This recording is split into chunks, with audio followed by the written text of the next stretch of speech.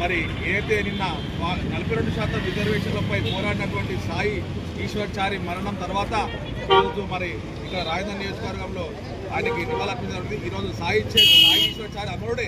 ఎందుకంటే ఈరోజు బాబాసాహెబ్ అంబేద్కర్ గారు చనిపోయిన రోజు ఆ అమ్మోడు ఈరోజు అమ్మోడు అయ్యాడు, ఈరోజు ఈ అమ్మోడు అమ్మోడు అయ్యాడు.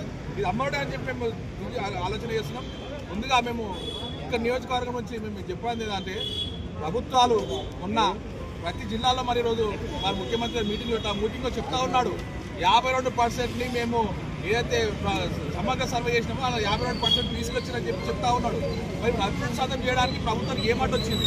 ఒకవేళ కేంద్ర ప్రభుత్వం నుంచి అడ్డు వచ్చిందా, రాష్ట్ర ప్రభుత్వం అన్ని పార్టీలు కలిసి మరి ఈరోజు ఇంటప్పట్లో ధర్నా పెట్టడం జరిగింది. ఆ ధర అన్ని పార్టీలు వచ్చినాయి. మరి ఎందుకు చేయలేకపోతున్నారు? ఎవరి తప్పుతో పట్టింది? దయచేసి బలిదానాల వల్ల భవిష్యత్తు రాదు మనకు. బాబాసాహెబ్ అంబేద్కర్ గారు ఒకటే చెప్పాడు. ఆయన గురువు అయినటువంటి పూలే గారి మాటలని పోరాడితే పోయేదేముంది బానిస సంఖ్యలో బాబాసాహెబ్ అంబేద్కర్ గారు. దయచేసి ఆత్మబలిదానాలు చేసుకోవద్దు, మనం పోరాడితే పోయి బానిస సంఖ్యలో అందరూ దయచేసి బీసీ సోదరులకు ఎస్సీ ఎస్టీ బీసీ మాట ఐక్యత అందరం ఒకటై నినాదంతో మరి అందరినీ కలుపుకొని ఈ యొక్క నినాదంతో మరి రేపటి నుంచి కార్యాచరణ మోగించుకొని ఈ యొక్క ఉద్యమాన్ని ముందుకు కోరుకుంటూ ధన్యవాదాలు.